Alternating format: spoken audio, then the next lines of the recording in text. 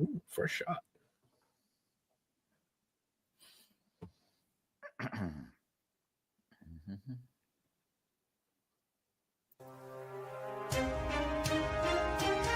The Dorkening and all affiliated shows are not intended for anyone under the age of 18. The following may contain discussions or scenes that have adult situations, graphic violence, nudity, strong sexual content, and graphic language. This show is intended for mature audiences only. Viewer discretion is advised.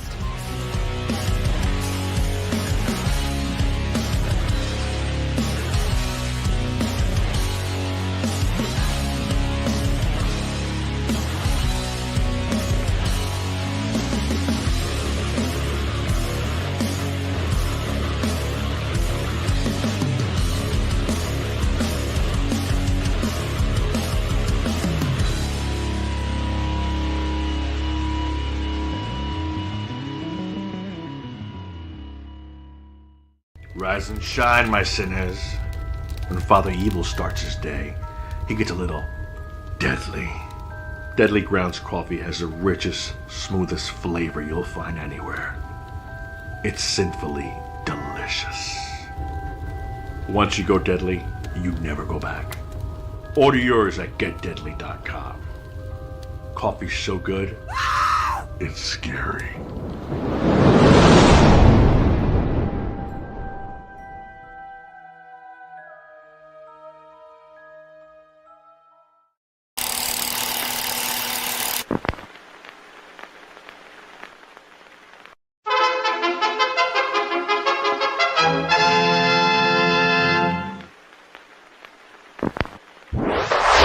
Persons under 18 will not be admitted.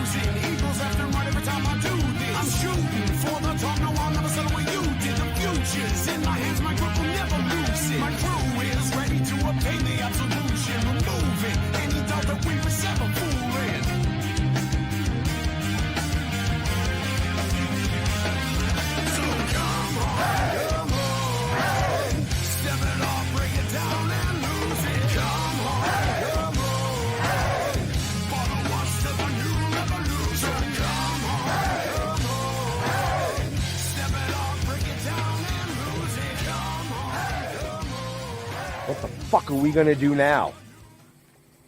Get high?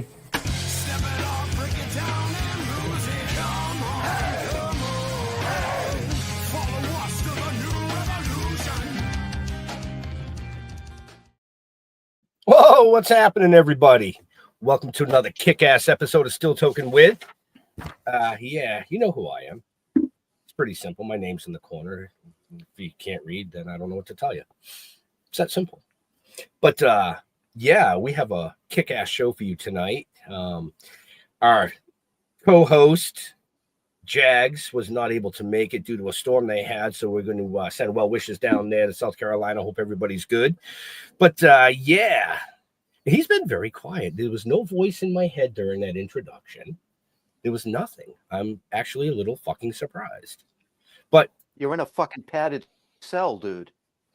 Well, yeah. It's my shit show. Know? It's your shit show, you know? Welcome to my shit show. Tonight, tonight should be interesting. I mean, it's blowing like shit. It's crazy outside right now. So, my lights have been flickering. Things have been really weird. So time will tell. We shall see. So does that mean I might lose you during the show and I'll have to fly solo? Yeah, you fucking wish. You know, and besides the fact that I'm on a brand new device, it's trying to step up the game here. You know, I like the background. Looks again, nice. You know, you like that? Yeah. Our boys over at Red Coral Universe will be excited about that. Scott will call me tomorrow and go, "Hey, Jeff doesn't have all those fucking Panthers behind him anymore." Well, you know, I mean, I graduated. You know, I've been for 5 years. I've been doing this show on an iPad. Believe it or not. Right. You know, an iPad with the little earbud things. You know, and it worked great. You know, kudos to Apple for that one. But it was just time to. Fucking You know, apples are only good to eat. You know, well, you know, it worked very, very well. So, you know, we'll see how this works. You know, Right. I've had the headphones for a long time. I just never used them because I couldn't use them on the iPad. Right. Go figure. You know, so, but we'll see. So far, so good. You know, I'm not blending into my background. No, if not I go, yet. You know, go like this, I look really fucking old. You are really fucking old. But hey, we have a guest. Oh yeah, we do. Yeah. It's We not don't just have about me and you. You know, we don't have a co-host, but we do have a guest. And I'm gonna say, you know, before I introduce this guy, you sick motherfucker. That fucking movie, man. Are you kidding me? Holy crap! Let's bring him in, Guile Branco. Hey. There he is. Yeah, I'm gonna do one better, ladies. That's me. No. There he is. Yay! I'm here. Thank you for having me, guys. I'm excited to talk about the movie and whatever you want to talk about. Excellent. Well, let's dive right into the movie. So this was your first ever directed, written, and starred in feature film. Yes. Okay, so I have done most of my life. I've been just only a writer and an actor. And I gotta tell you, for the last 15 years, people would ask me, I think you're creative. Are you going to direct? I'm like, no, I'm not going to direct. I like writing and acting. That's it. And well, I was working on this film that we're going to talk about today. It's called A Halloween Feast. And I believe I've worked on this for about 15 years. And Wow. I think I became too close to the material. When it came time to find a director, I didn't trust anybody else because I kind of knew what I wanted to see.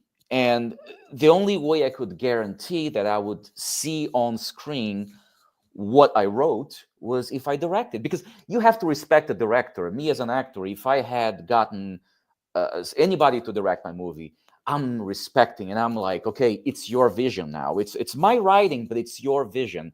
The director has the vision, so I just couldn't do it. I had to direct this movie. Yeah. Okay. Yeah. And you did a fantastic job with it. Thank you. And I'm gonna say my experience as an actor was just observing the director. I never went to directing school. I never did any formal training for that. And what I did is I hired the best assistant director I could find, because I told her, don't let me fuck this up. You told me I can say fuck, so that's exactly what I told her. I said, listen, please help me out here. And I told her, tell me no if I'm doing some stupid shit, and she did. And I mean, many times during filming, she would tell me, Gil, this is not going to work. And I'm like, okay. I get a little frustrated, but we never had a fight. And I trusted her experience and her guidance when we were shooting the movie. And so I have to say that I was very humble, and I needed to accept her help. And that's the only way it worked. Trust me, you need to have a good team. And she was like the most important person in my team. Right. No, that's how you learn. Yeah. She went to school. She did, the training. She the best directing school in the U.S., which is the AFI, American Film School. And I dove into directing, and it was hell of a fun. It was a lot of fun. So my first question to you is going to be, you've acted, you've actually done Mhm. plays off of Broadway. You've done music videos, which we'll get into later on. Okay. But out of everything, so the directing, the writing, and actually acting in your baby, what was which part of that was the best for you, or was it all of it? I'm gonna say that my two biggest passions are writing and acting, and I think it's interesting because when I'm writing, I'm alone. It's me and my mind and my brain, and I need that introspection to be in my cave with. It's like I become an introvert, and that's Yep. perfect. I need that. But also, maybe as a true Gemini, I'm a Gemini, July. I don't believe this crap, but a lot of people tell me there's always a double of you or whatever. I don't fucking know. But I always say I need the performing side of me. Like I need to break out into, I love to perform, but I need both worlds. So I'm gonna say that that's what I love the most. I mean, to be honest with you, I don't feel like I'll be directing a lot of stuff in the future. I want to do a little bit more, but I don't think I'll become just a director. I think I'll keep pursuing my acting. I'll keep writing, and if something feels right, and I have that passion for directing, I'll jump in again because now I have the confidence. I almost feel like you need that first time to just be like, was it crazy? No, it was fine. It was totally fine. Yeah. Excellent. Excellent. Now, who did the special effects? All right, so we had a team, man. So when first of all, when I wrote a Halloween feast, I wanted to have the most fucked up thing I could have, and Jeff, because you saw the movie, it's fucked up. Yes, I did. It is fucked up. Yeah, because I have. It's got a lot of twists, a lot of turns. Yeah, it's fucked up. So I wanted to write something fucked up, and I wanted to write something that would stick in people's minds. And I am incredibly annoyed by CGI. Like, I watch films nowadays, big movies, with CGI blood, computer-generated gore effects, and it's all over the place because it's easy. Sure, you pay an artist to design that on a computer, but guess what? It always looks fake.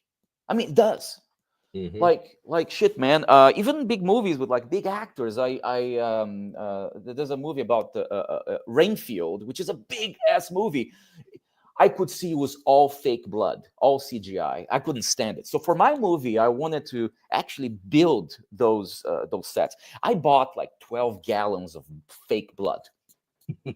Yes. Like we had like so much fake blood that, to be honest with you, I was upset we didn't use all of it.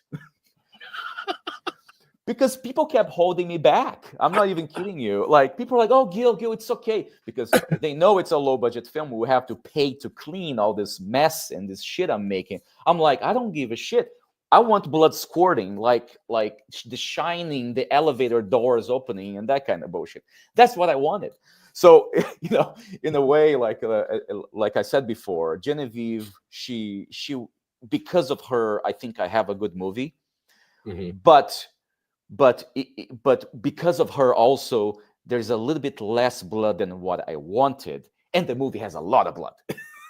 The way it is. Yes. So we hired a company called Funko Studios. They specialize in practical effects.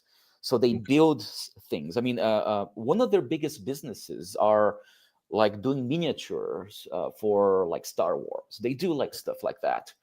And also I had a special effects makeup artist, Ellie Shehorn, who she designed a lot of the blood squirting. She had those machines with a pump that the blood comes out. She's also an expert like makeup artist when it comes to creating gore. She made intestines for me. Like I told her I need intestines. Do you say intestines or intestines? I don't know. Whatever you want to say. You say whatever I want to say. You want. Yeah. I said I want intestines, because my original idea for that, letting you know, I wanted to go to like a butcher shop and get the real, like, I wanted to get some guts from like real animals and put there. But then, I started to feel bad for the actors who would be swimming in that. So I felt like maybe we will just make it. And so she made intestines with gelatin and some stuff, and it was amazing. So I'm going to say that the practical effects were a combination of Ali's expertise in creating VFX, makeup, and blood effects with Funko Studios, who, for example, they did the gunshot, they did the squib. Squib is a thing that you place on the actor that you press a button and it kind of explodes and it gives you just for the audience that doesn't know, gives you the effect of the blood.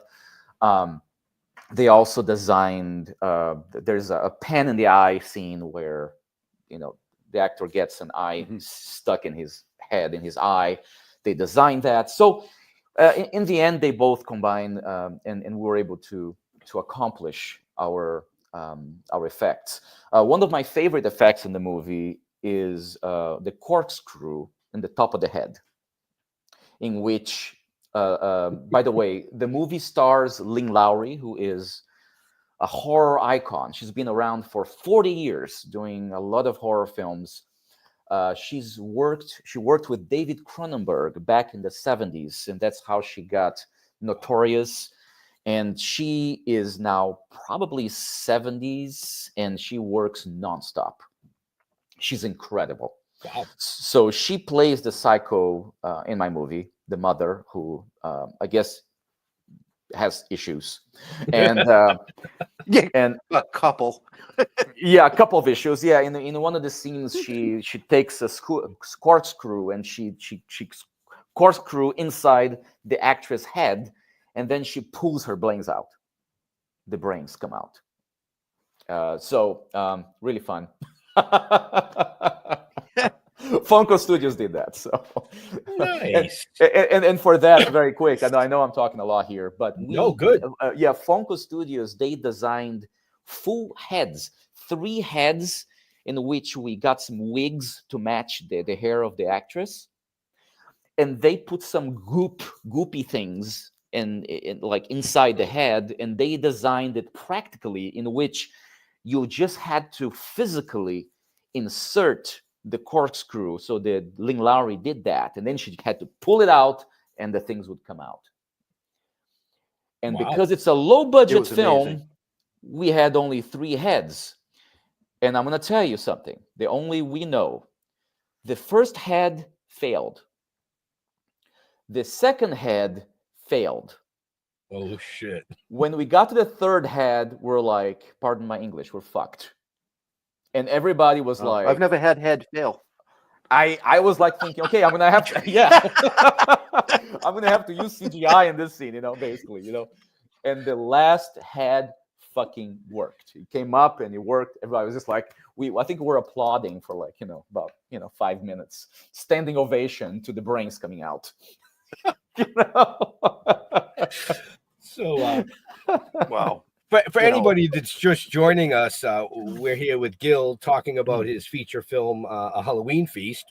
But if you want to know more about Guile, about the film, about Breaking Glass Pictures, who I believe helped produce the film, just check the show notes up above or down below, depending on where you're watching or listening to us, and you'll find out all you need to know.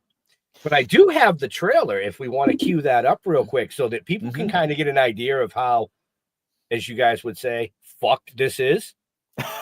Let's do it. All right. So before I play the trailer, folks, I do want to say one thing. No fish were harmed during the filming of this. Okay? So yep. I'm just going to leave that one there for you. Right. Here we go. Life has been nuts lately. My mom's been so freaky. Your mother's coming back home. Like, for good? Is my mom well enough to be at home? Absolutely.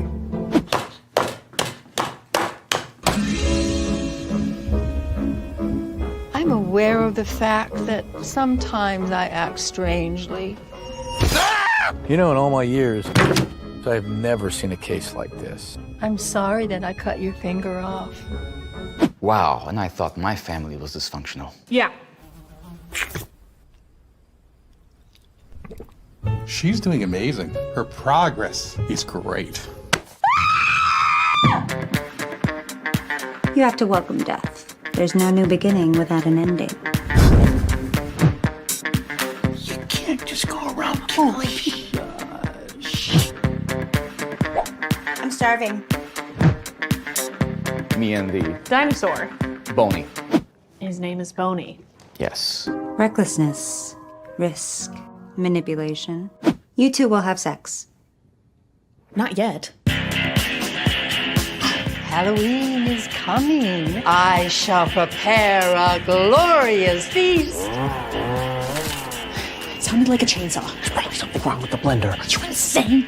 You are a psychotic whore! Whoa.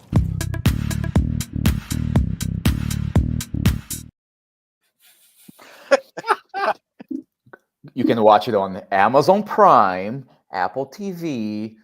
You can watch for free on Tubi, Roku, and Fossum. It's in a lot of places. So also, you guys can also rent or buy on YouTube. So for the people who hate advertisements, on Tubi, it's great. Tubi is a great platform, but there's ads. Yep. But it's free. I think it's good that Tubi is great because it really expands the audience for a low budget film, because a lot of people don't want to pay for a low budget film. So Right. It's just what it is. So, and there's other streaming platforms out there for people such as yourself with low budget films that want to run for free. That we can actually talk about afterwards, getting you potentially connected with some people. But yeah, so yeah, that was a little fucked up. Fun times, and It is. it's really fun, and it keeps going. It's not only fucked up at the beginning; it gets worse. I think more fucked up towards the end. But that's the idea. I wanted to have a film that people wouldn't forget. Like they'll watch it and just be like, "Oh shit," Right. Oh no, I won't forget that. I watched two movies in the last 4 days. Okay. I went from Terrifier 3 Oh, that's a good one. to this one, and they were both just absolutely amazing. Yes. Right. Yes, absolutely. But what I want to say about the Halloween Feast is that there's so many twists and changes. I wasn't expecting so many things, and I'm usually pretty good about that. You know what I mean? And you did a very, very good job of changing the viewpoints and where did this come from? And then it's like, okay, what the hell is going to happen next? It was like that. That's what, And I'm going to say something about that, Jeff. Okay, now that the movie's been out for a little bit of time, I've been seeing the reviews. And the reviews from people who understand film, the cinephiles, they're pretty favorable. People like the film because they follow the characters. Everybody knows there will be a feast in the end. But how you get there is how I want it to be interesting. And I think there's a problem nowadays. People watch TV on their phones, and they're not really paying attention to the movie. I think my movie, Halloween Feast, there's a few storylines that converge towards the end. And I think I want the audience to be able to understand that every single character, there's a way to the story, and there's a connection that happens that leads to the ending. So people who understand film, they like the film. And thank you, Jeff, for your kind words. A lot of the audience who's not paying attention, it's too complicated, or they'll say something like, I had no idea where it was going, so I turned it off. Because it's lazy. I mean, I think the audience has become lazy because of there's too much content out there, and people are generally even I'm at fault. Sometimes I watch movies, if I'm not really interested, I'm on my phone. People do that. Yeah. And then I'll miss an important twist or a reason of something happening, and then I just get frustrated. So I just ask for your audience out there, if you watch my film, pay attention, because there's a reason you have to. Everything happens. Yeah.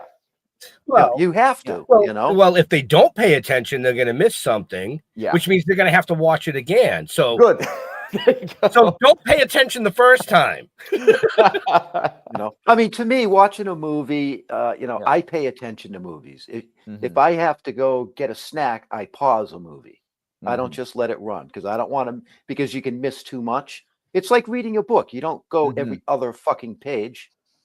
Oh, you wouldn't know what the hell's going on. Absolutely. Yeah. Absolutely. And also, I have another trivia that I can say because of the feedback, because I'm getting feedback all the time. The movie's out. Almost every week, there's some new people writing stuff about the movie. And some people say, well, there's not enough Halloween. Yeah, because Halloween is the end of the movie. You're going towards Halloween, and then Halloween is the last 30 minutes of the film. But here's the trivia. The name of the movie was not A Halloween Feast. The original title was A Prodigal Feast. So basically, we actually didn't intend this movie to be a full feature about Halloween.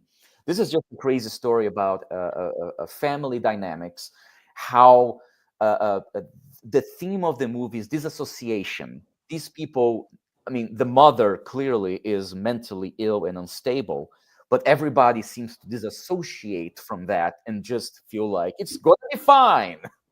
And that's a comedy. You also can't watch the film wanting it to be realistic and rational. It's a fantasy, and that's the comedy of it, is why the family, obviously you can see that this is a crazy person. Just go with the ride and enjoy the insanity. The distributor, Breaking Glass Pictures, which are fantastic, took on our film, and they said, Guile, what do you think about changing the title? Because a lot of people don't know what prodigal means. And also prodigal, it is a word that, do you know what prodigal is?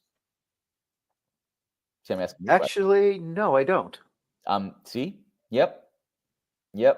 There's a reference in the Bible for the prodigal son, which is the son that comes back. Which it's kind of a big spoiler that we may not say it. Yeah, I wasn't going to bring that one up. It's not, the only other thing I was going to bring up was, I loved how you threw the BDSM in there. Oh yeah. And another thing about the BDSM is interesting because, so first of all, we changed the title because we believe that we wanted the movie to be more commercial. Obviously, people know what Halloween is, and I'm happy with it. I'm totally happy with it.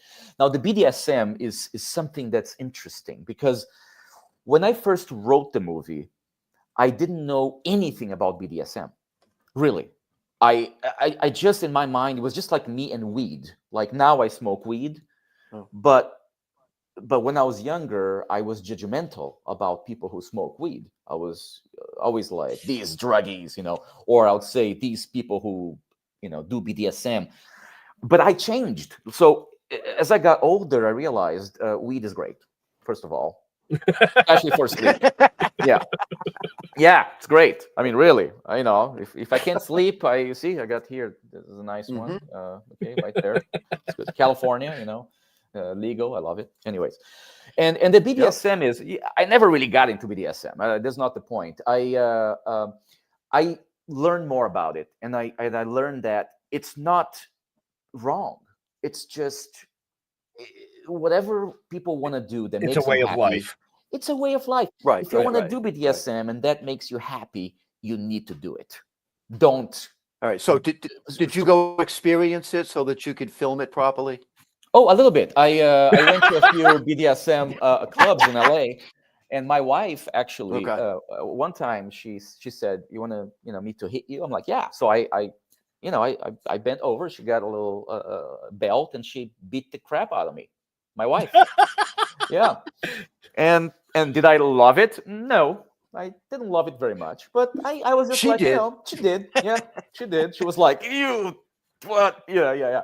And I was just like, okay, and I watched some people, engaging in stuff, and I was just like, all right, well, this is kind of cool, and so the thing actually changed my perception of the BDSM scenes in the movie, because when I first wrote it, I viewed it as a negative thing, but then I realized that no, this is just what they want to do, and it became a way for the psychiatrist to control Angela, who is Lynn Lowry, the lead actor, her urges to kill.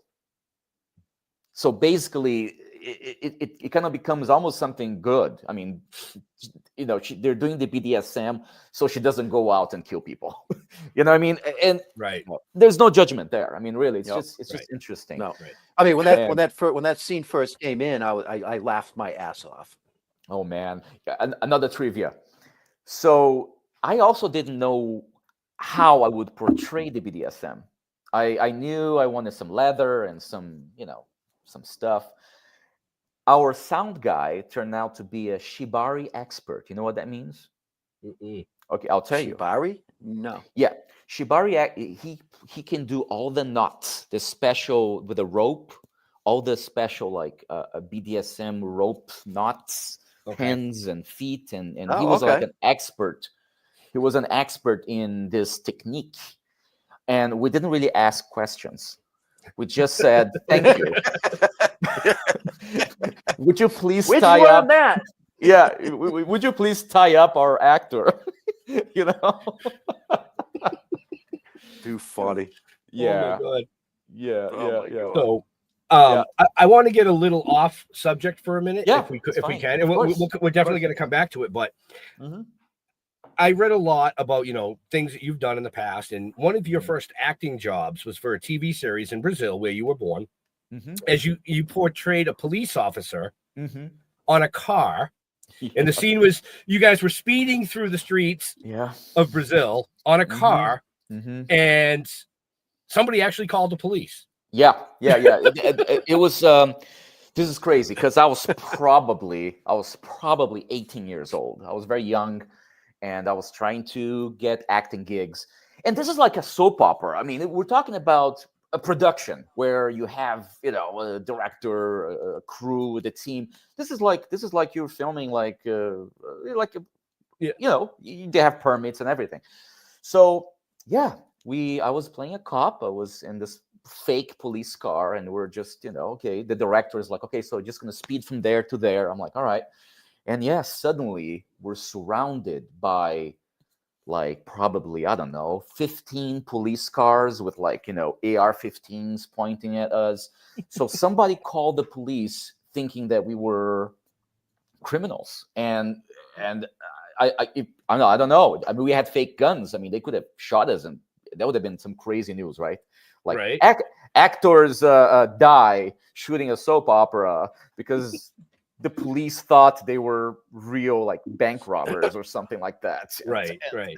So that was a little crazy. Yeah. I was in Sao Paulo. And the reason I brought that up is because at the time of the filming, they had quite a few bank robberies where people were actually dressing up as police officers and robbing the fucking banks. Dude.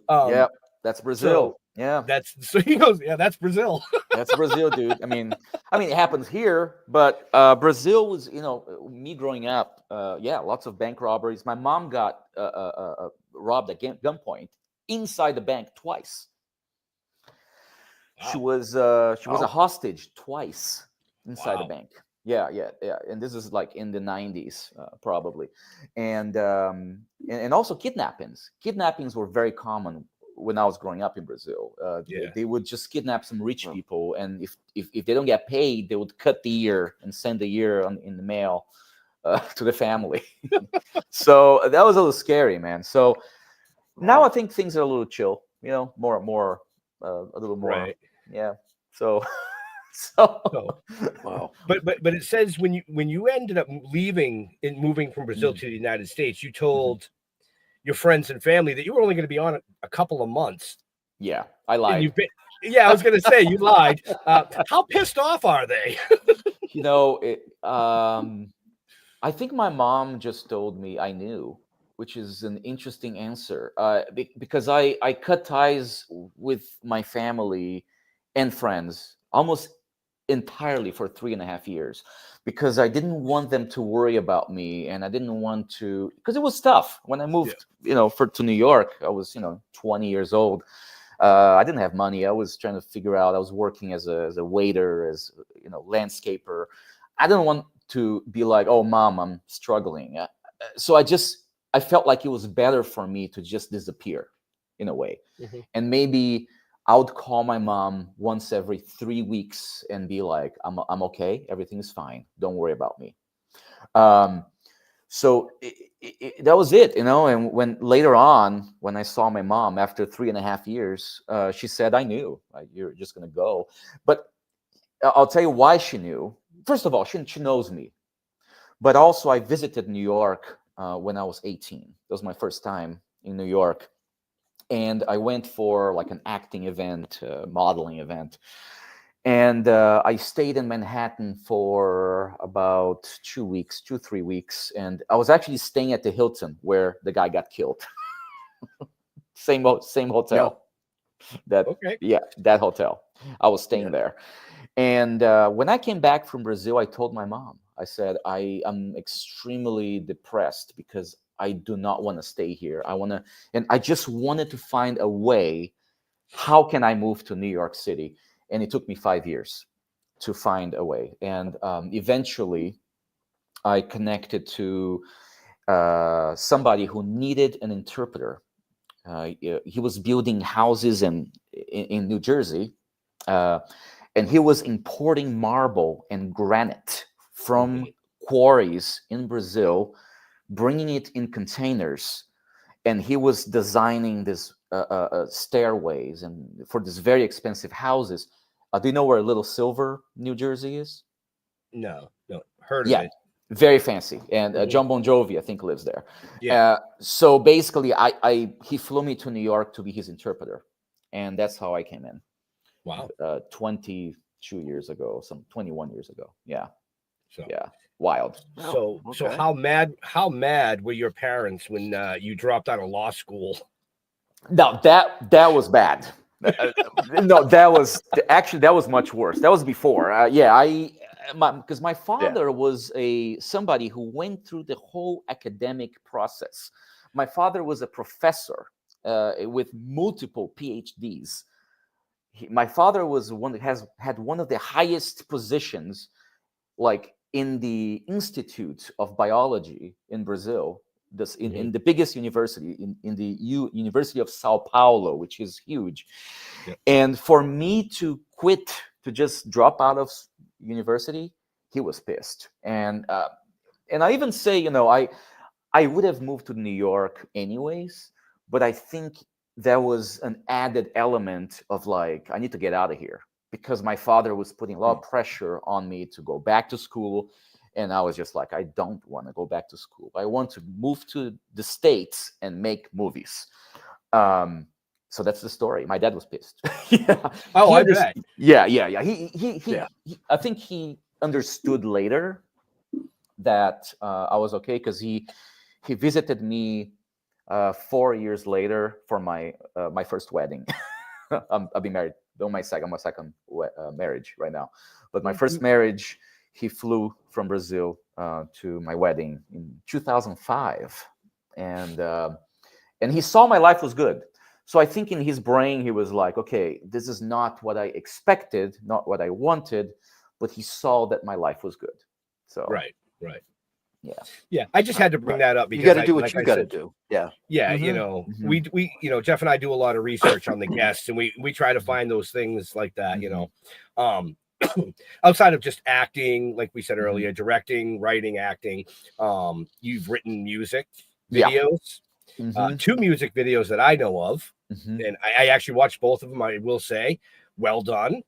Thank you. A little mellow for my taste, but I did like the arrangement and how it was put together, and I kind of liked the whole concept and story behind it. So well done with that. But not only have you done that, you're a red belt in both Aikido and karate. Yeah, it's been a while, but I've been out of practice. and you were a bodybuilder. I more of like a hobby, but I did train and compete many times. I competed in bodybuilding for, I don't know, most of my life. My last competition was 10 years ago. But yeah, I always knew I wasn't going to succeed because it takes too much. I wasn't willing to take all the crazy drugs and stuff, and so I just did it for fun because I love weightlifting, and I love the process of like, I'm gonna train for 6 weeks to get in shape for this competition, and it was kind of like also a mental process of self-care in a way, of like, I'm gonna get in shape and have a goal. And I think that helps with everything in life, because you have to prepare to make a movie. Right. Kind of the same way you have to prepare to do anything that's well done. Right. Well, that's why I was bringing it up, Yeah, discipline. Right. Yeah, discipline. Yeah. Do you have discipline? Because if you don't have discipline to diet, maybe you don't have discipline to do other things. Right. Like, I'm not saying everybody's different. I'm not saying that people who can't diet can't do other things. I'm not saying that. I'm just saying that, like, I am somebody who likes to plan things. And if I'm doing a bodybuilding show, I'm going to do all the steps necessary so I can look good. If I'm going to do a movie, I'm going to do all the steps so that it's going to work. It's going to be okay. If I'm going to write a screenplay, I'm going to really try to write the story, go back and analyze, ask for feedback. A Halloween Feast was so long, but not because I wanted to do this film a long time ago. I just didn't have resources. Right. And I'm glad I didn't do it in 2011, which was the first time that I was just like, I'm going to make this movie, because I evolved and the screenplay evolved over almost 15 years. So I guess you got to believe in some timing in life, and preparation.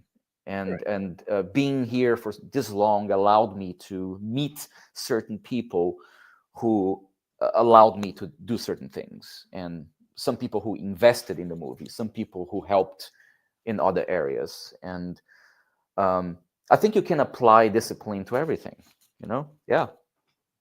100%. 100%. All right, so I gotta ask. Did he just freeze? Yeah, he's frozen. Yeah. Do you have some a blow dryer? Yeah. Hot water. So he'll come back eventually. Yeah, just to give our listeners a little bit of what's going on.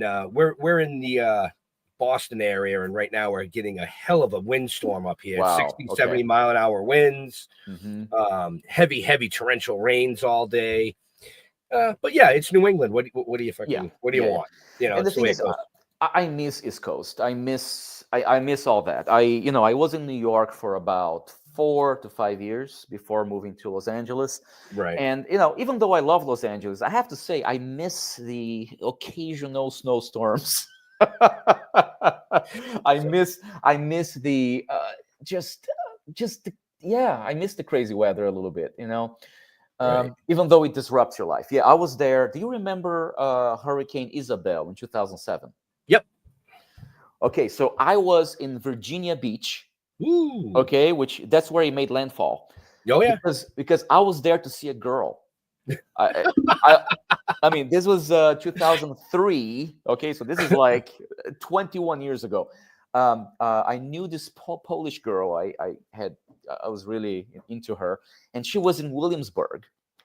So I took a bus to Virginia to see her, and I had to evacuate because of the hurricane, man.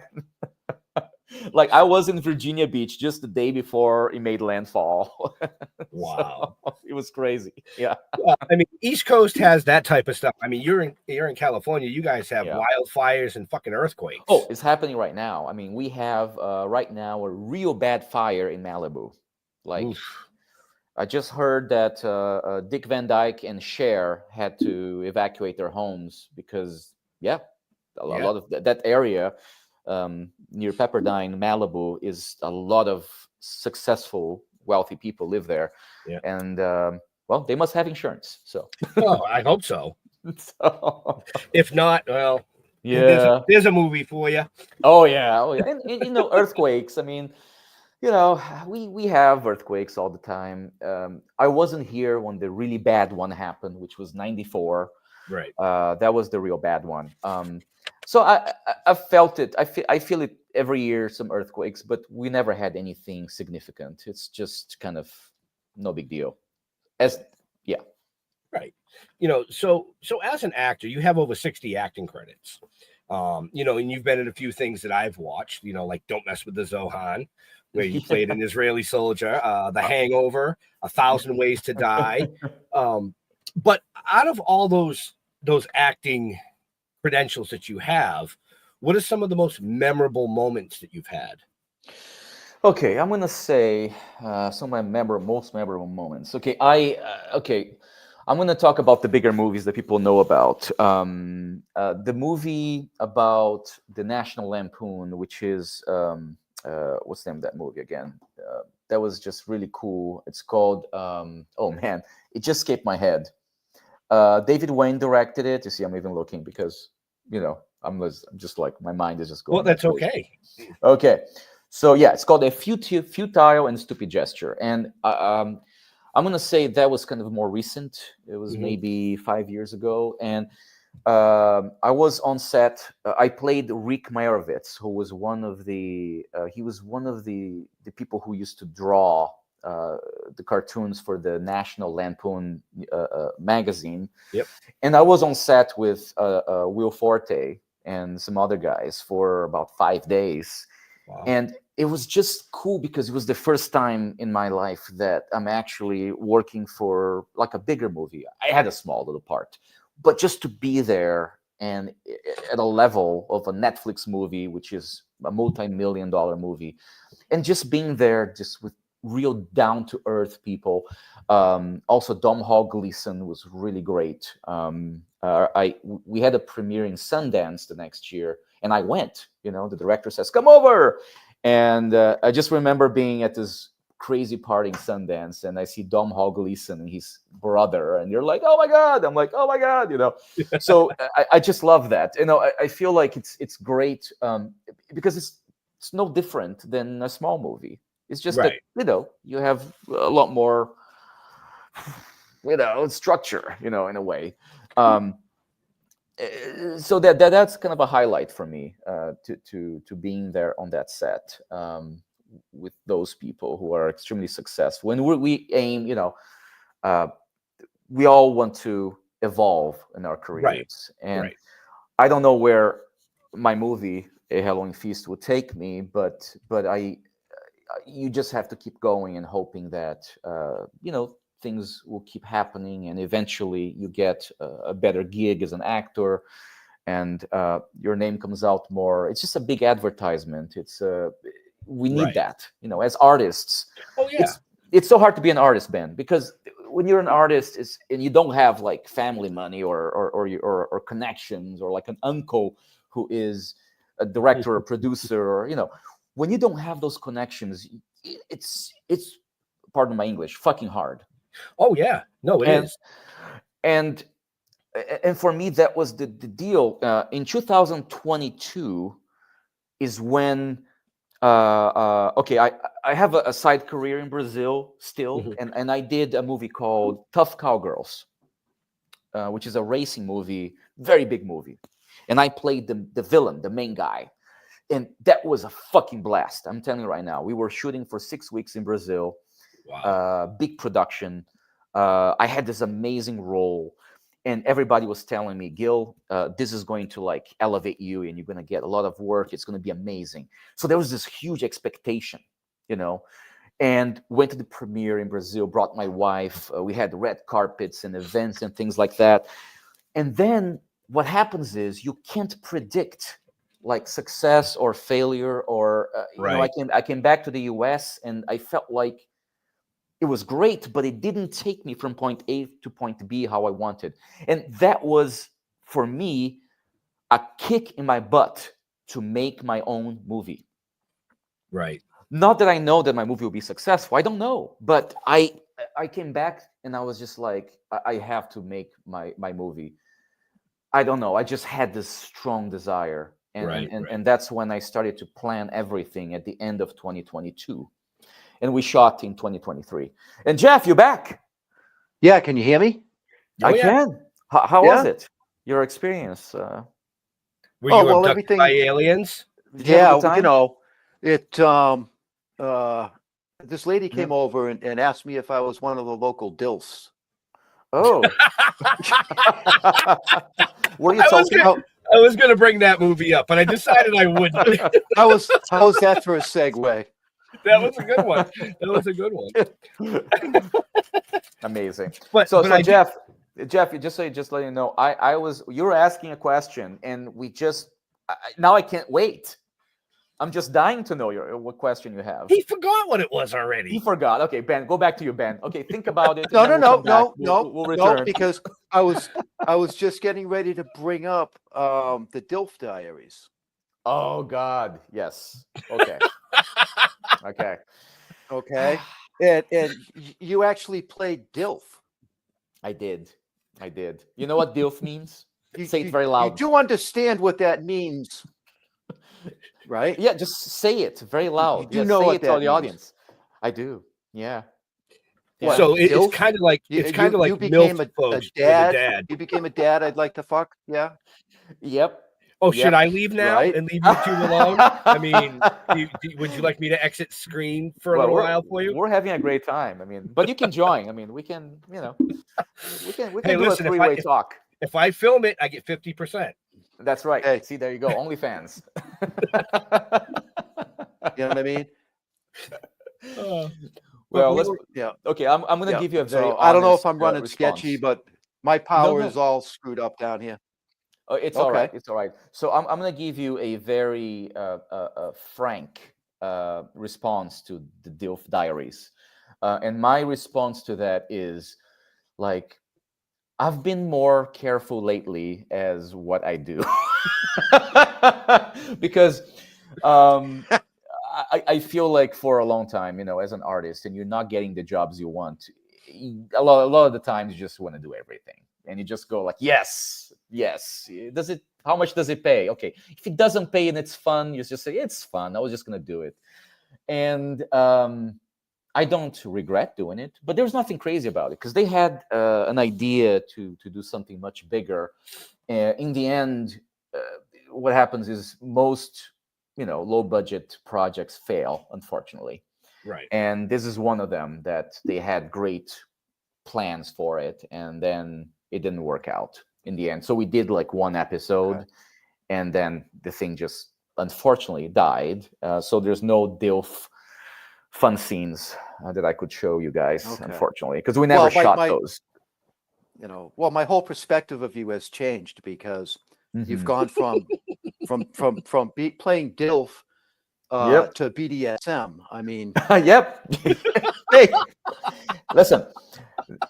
All I can say is the older I get more open-minded. I just kind of go like, well, why not? Okay. All right. Let me tell you something funny. Hide all the gerbils. Hide all the gerbils. gerbils. I'll show you. They're right there. Richard Gere gave me some pointers on that. Just kidding. Just kidding.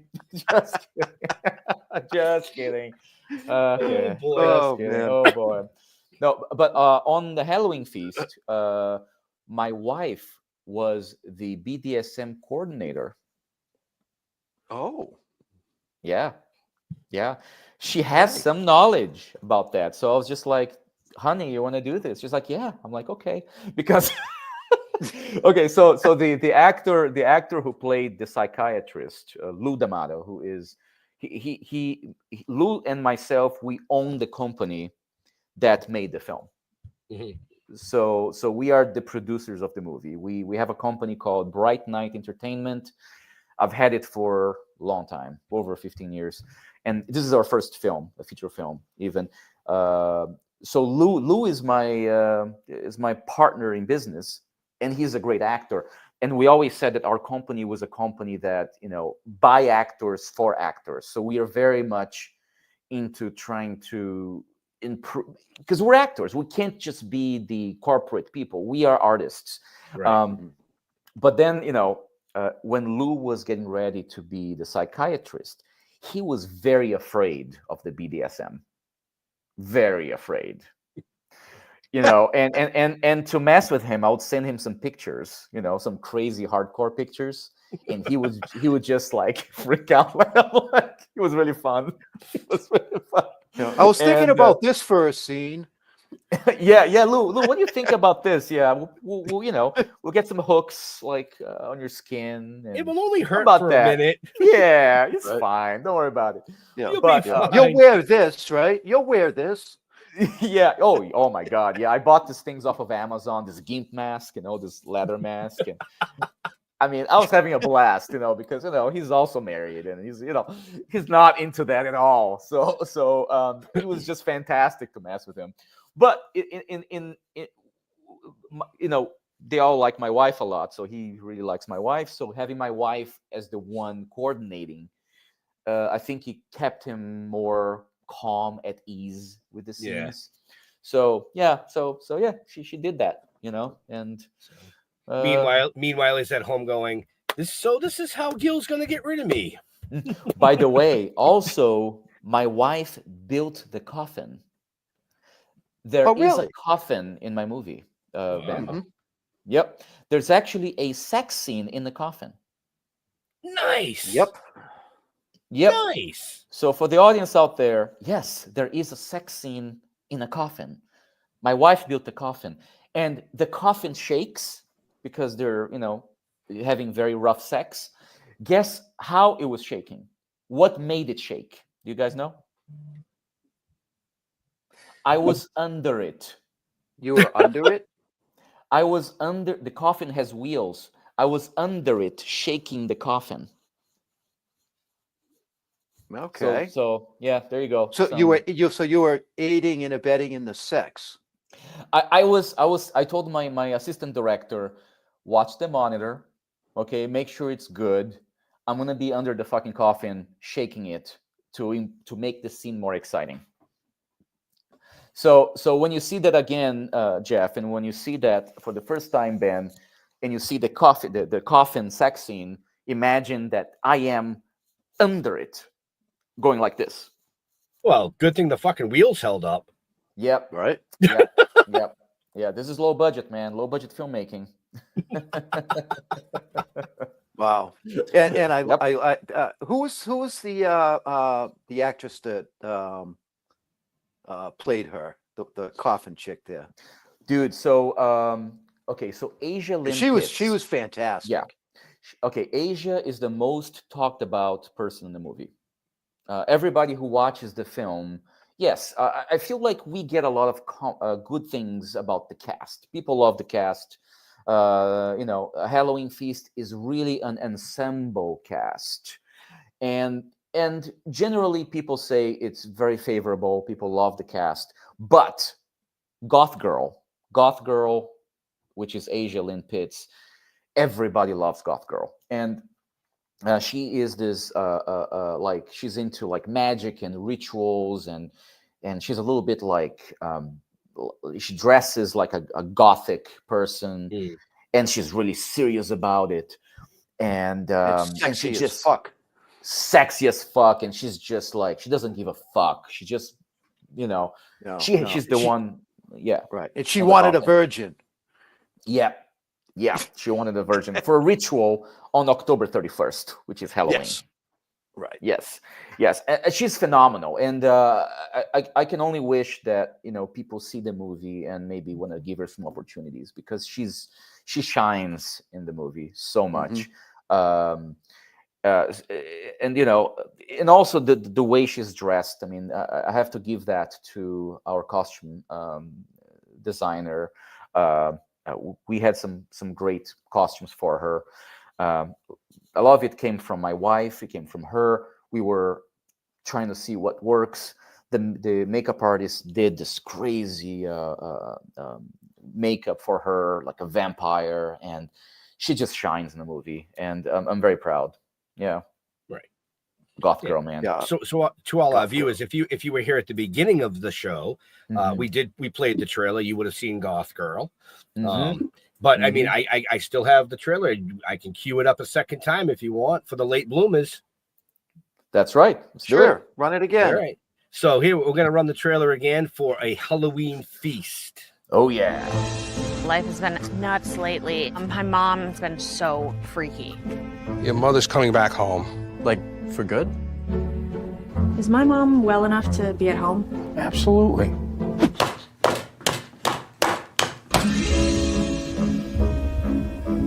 I'm aware of the fact that sometimes I act strangely. You know, in all my years, I've never seen a case like this. I'm sorry that I cut your finger off. Wow, and I thought my family was dysfunctional. Yeah. She's doing amazing. Her progress is great. You have to welcome death. There's no new beginning without an ending. You can't just go around killing people. I'm starving. Me and the Dinosaur. Boney. His name is Boney. Yes. Recklessness, risk, manipulation. You two will have sex. Not yet. Halloween is coming. I shall prepare a glorious feast. It sounded like a chainsaw. There's probably something wrong with the blender. You're insane. You are a psychotic whore! Whoa.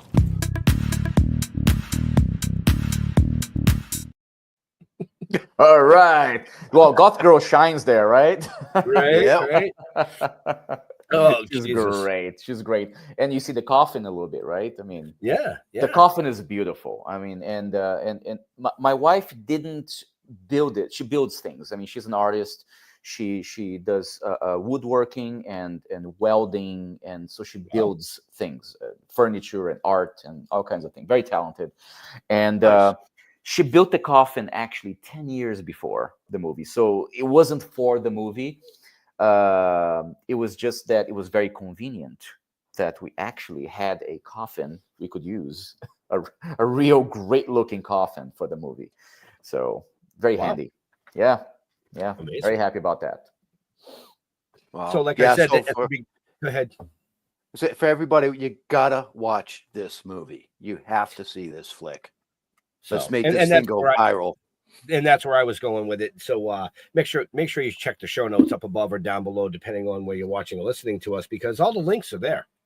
There's no excuse. There is no fucking excuse. And just be aware that it's an 18+ movie, so don't bring the kids in. Well, it's like our show.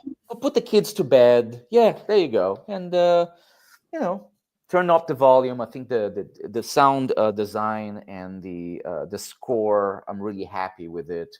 So the movie sounds great. So I like to just like blast it. We actually had 2 showings in major festivals. We premiered the movie in Brazil it's called Fantaspoa, which is one of the most important fantastic film festivals of Latin America. Wow. In April of this year. And then we had a Mexico City premiere at Macabro, which is even bigger. And so I was in Mexico City in August for that.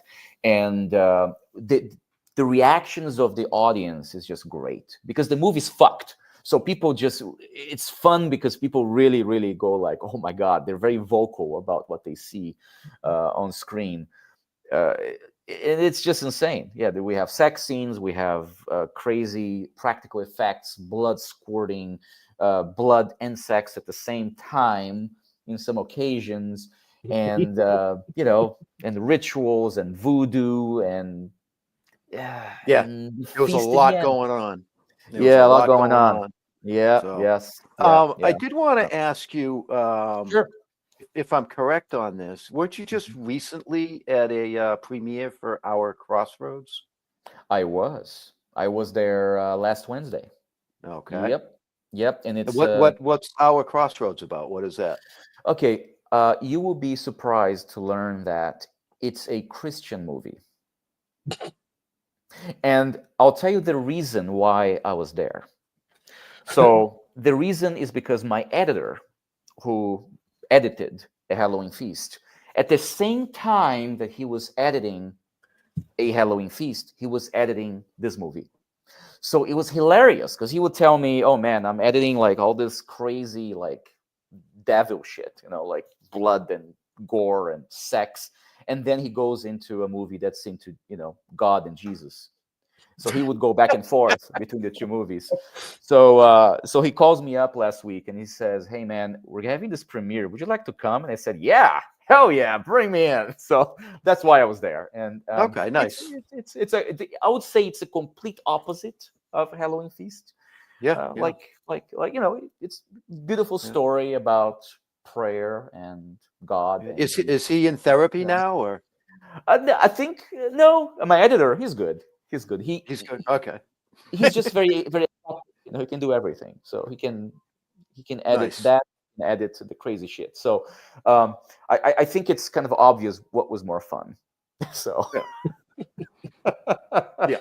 So we only have a few minutes left with Guile this evening, folks. So like I said, make sure you check the show notes up above or down below.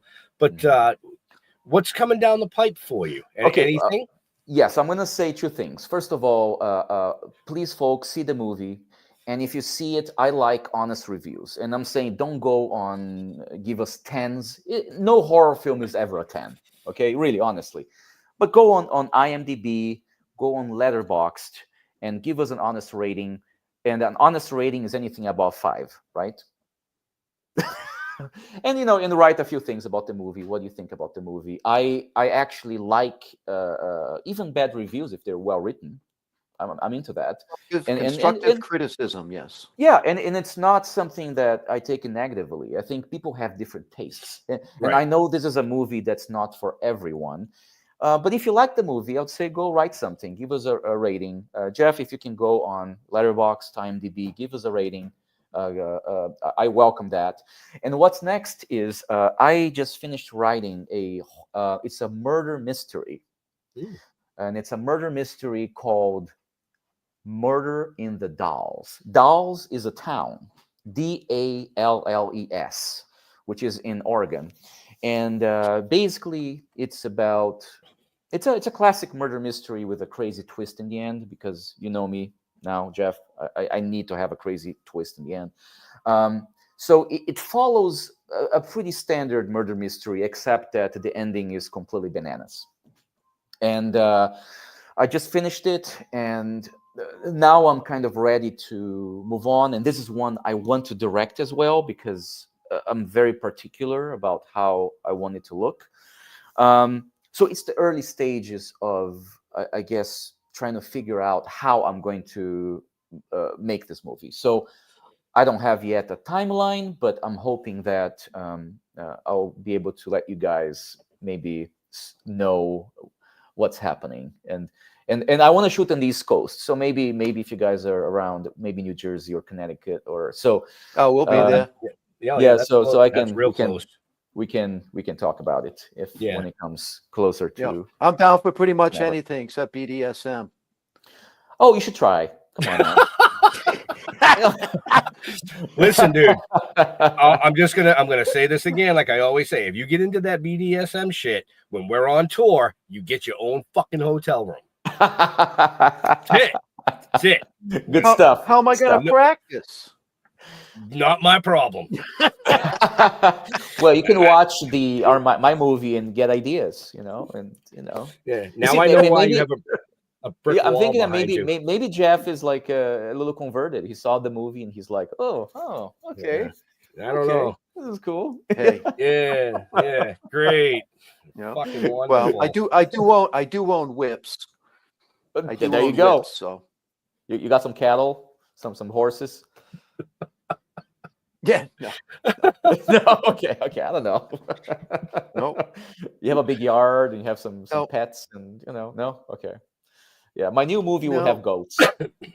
Just letting you know. No, I think actually one of the whips, Jeff and I have known each other for 37 plus years. Cool. He met me when I was 14 years old. Love he was in his early 20s, owned a construction business. So I went to work for him and his family. And me and one of the other gentlemen decided to buy him a whip because we used to call him Master Homan.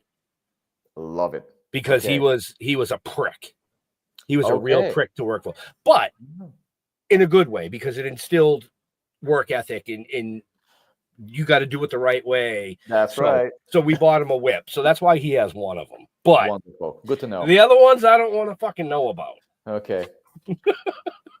You can add some handcuffs I don't keep them in my bedroom, so. Okay. Basement. Oh Jesus. Yeah, I mean, is it the dungeon? No. I mean, no. Good No, stuff, guys. I actually have a cat room that is full of everything Black Panthers. Okay. Statues and posters and you name it. I even have one that's 7.5 feet long, made out of fiberglass. Fantastic. Wow. Very, very cool. Yep. So that could be used in films, actually. See, there you go. Plug. Yeah. Plug. We're all plugging here, man. Right. So, all right. So, last I'll question. ask my final questions. Gil, I'm ready. Yes. You're ready? I'm ready. Are you a cat guy or are you a dog guy? I don't have any pets because I travel too much, but I love both to death. I mean, I have a lot of friends with dogs and cats, and I'm on the ground, like just rubbing them, and just like I love cats and dogs. I'm gonna say pretty equally at this point. Okay. I love other animals too. I grew up with pet spiders, and I mean, my dad was a scientist, into biology professor, so we had snakes, we had all kinds of animals, and so I'm kind of like an animal lover, even though the movie is a little distressing with animals. No animals were harmed in the making of the movie. Very clear to say that. Right. I'm an animal lover, big time. Horses, I can just go. I just love them. Yeah. Crocodiles. Right, cool. Yeah. Rhinos. What do you put on your pizza? Oh man! Every Friday, me and my wife, we have a tradition of having a pizza, and we put as much cheese you could possibly imagine. I'm gonna say, you go to a pizzeria, you have a 4 cheese. Out here, we're talking about like a 5 to 8 cheese pizza, and also we love garlic. So I think it goes like so much. I just press garlic on top and I spread it all over. Very garlicky.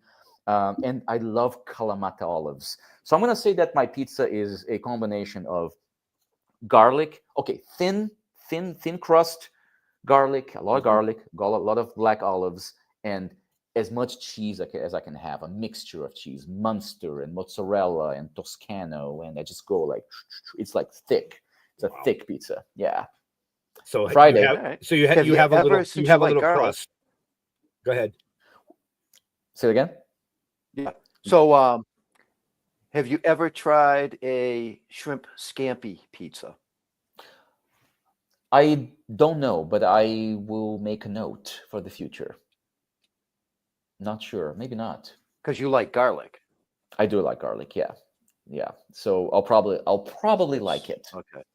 Mm-hmm. Good stuff. All right, guys. You feel better now? You good? You happy? I'm very happy. Yeah. Are you happy, yeah, Jeff? I'm good. I'm always happy. So with that, folks, Gil, where do you like interacting with your fans on the social medias? Okay, go on at Guile Branco, which is Guile Branco, Branco. That's my Instagram. I think that's the main place for social media.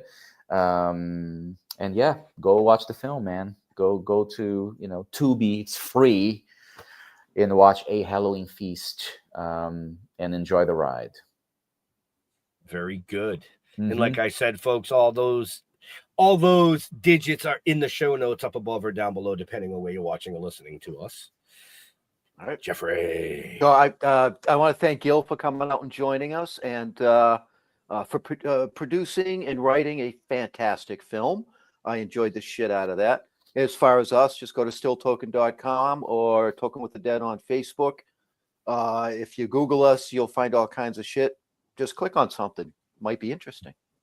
Right. Good stuff. So again, like Jeff said, we want to thank Gil for coming out and hanging out, promoting a Halloween feast. Thank you. You know, in association with Breaking Glass Pictures. And you know, he's doing amazing things, folks. So make sure you follow him. You know, and like Jeff said, if you want to know anything about us, from the novels to the comic book series to the TV series to the animation, which is now streaming on Red Coral, just go to stilltoken.com. It's pretty simple, you know. All right. To all our veterans and first responders, we want to thank you for doing what you do so people like us can come up here and do what we do. Stay safe. We'll see you next week. We're out of here. Peace.